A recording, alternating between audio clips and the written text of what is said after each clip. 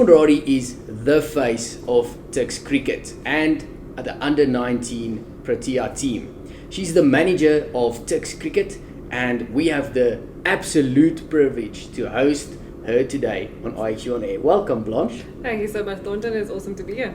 Great.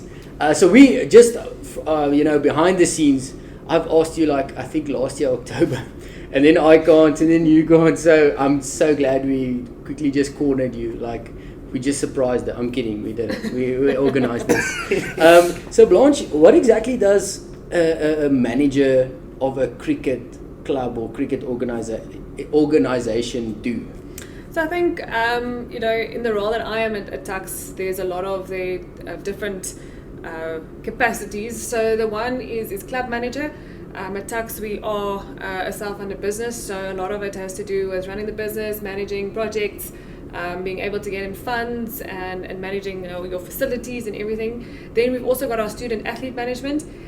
All our students are obviously pursuing a dual career, which is cricket and studies. So we assist them by managing their studies, along with assisting them to manage their time between cricket and studies to be able to get to both. Yeah. Awesome. Now, obviously, when I mentioned the face, you are, but it's probably a face that no one sees because you make sure that everything happens, behind the scenes, which is awesome. So thank you for doing that, because we see the games and the big hits, but the person making it possible is obviously you. So that's awesome. How did you get into a role like this? How do you become a manager of a cricket club? So I studied BCom Sports Management at Tux, and part of our degree was to do a certain amount of administrative hours per year. And I always enjoyed cricket, and I grew up in a cricket-loving family. And I decided to come do my hours at Tux. And then while I was here, the current head of program then asked me to stay on as administrative assistant. And then, every year it became full-time administrator and everything. And then in 2016, when our new head of program, Claire van Wyk, started, I then got promoted to the manager role. Oh, that's very, very nice. Awesome. Yeah, it's amazing. So the one thing, Blanche, that you probably see a lot is cricketers in their mentality. So you get cricketers here from 7 years old to, professional players. Tell us, what does a player need in terms of mentality to become absolute best? I think it's become a cliche, but cliches are there because they're true. But that mental toughness is definitely something you need as a cricketer. I mean, cricket is not an easy game. It is a long game. It's not a quick half an hour, so you need to be able to be switched on the whole time. And I think the other thing is, you have to be able to deal with disappointment, because there are just so many spaces in a cricket team. At all the different levels. So you have to be able to take that disappointment on the chin and then work harder to get to where you want to be. And I mean, we've seen that in a lot of tuckies that have come through here, like your Heinrich Klaas and like your Donovan Ferreira. They all only made it later in life, and they took the disappointment and they just put their heads down and worked and went on. So exactly. So absolute brilliant cricket players. And Now, can you spot that type of skill from a 7-year-old? Is there like this magic formula where you stand outside, you watch them bowling and batting in the nets, and you're like, okay, that lighty there is going to become pro, or does it develop later in life? I think it developed later, because I think we've also seen here a lot of cricketers who've made it from Tux never made age group level cricket. They never played a Kaya Majola or a Cubs week, and then they make it later in life. So it's definitely something that look, you can't, if you've got talent, you've got talent. I mean, that's different. But there's a lot of grit and determination that goes into cricket. And that develops over time. Yeah. Yes. Now speaking about 7-year-olds, and we spoke about a 7-year-old and Heinrich Klaasen, and let's talk about everything in between and the future. Obviously, the game is developing. Women's cricket is growing. We spoke about, we had Byron Fraser on the podcast, which was a super cool guy. I love him. And we are also involved with Sunay Lee's career. So obviously that's a big part of the game that's growing.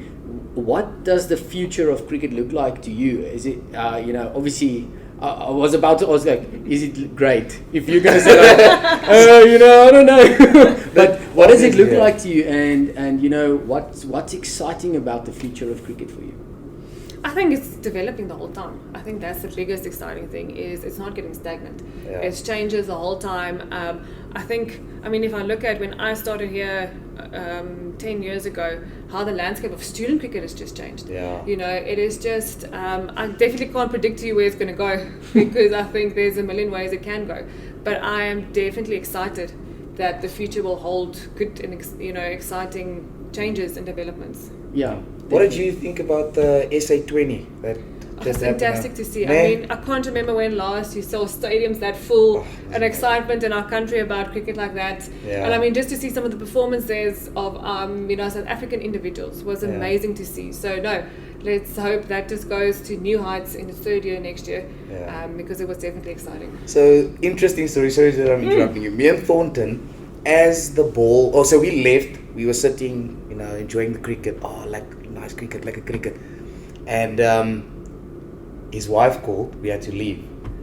We leave to fetch her outside of the stadium. And in that moment, where we were sitting, exactly where we were sitting, a catch comes.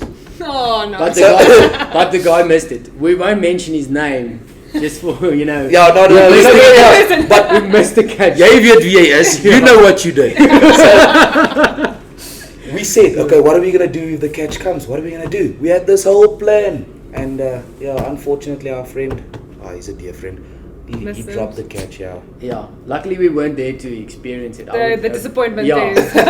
but speaking about the growth of cricket, I mean, that's a great example of the growth of cricket. Now, just on your career and people you get to be involved in, I think that's like an honor. You get to spend time with super cool people. Who has made the biggest impact on your career or the way you go about, or who's left the biggest mark on your career? No, that's very tough to say. Should we ask the next one so you can think about it? No, I think each individual. I always say student cricket is something completely different than any other thing I've experienced, because you're really in a situation where you can still influence people's lives, you can help and make an impact, and you actually in a part of their lives where they are deciding what they're doing with their future. And every single student we've worked with here has just taught us something different. I mean, whether a guy has become an SA cricketer, whether he's become a CA, whether he's become a teacher or a cricket coach, we've learned from all of them in different ways. I mean, I'm just as proud of a guy walking across the stage and getting his degree than I am of a guy making his debut for the Proteas, because each of them has their own struggles and they had their own struggles to get there. So I definitely don't have one specific person who made an impact in my life. I think the collective, just to see guys who you knew had struggles be able to perform in whichever field they go into is amazing.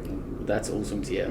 So at IXU on Air, we have the segment where this guest asks the next guest a question. And Blanche, if I may ask you, what will your question be to our next guest? I think if we all look in our lives and careers at people who had an impact. So my question will be, who's the person in your career that had the biggest impact? Whether it is a grandparent or a coach or a teacher, or just that person who made such a big difference in your life. Awesome. That's a good question. We always talk about people. Like it always comes to people or people having impact in this. But I think that's amazing. what we at IXU is also, we're trying to do that now, where we want that personal touch. We want to be the people that influences other people's lives as well.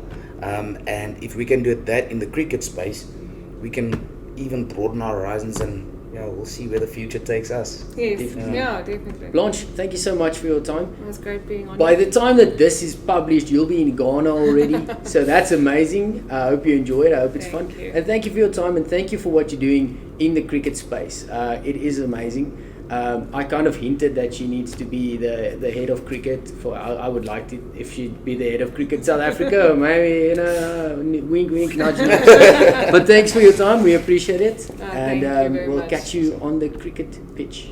Appreciate it. Don't forget to like, share, and subscribe. Go to our website. See you in the next episode.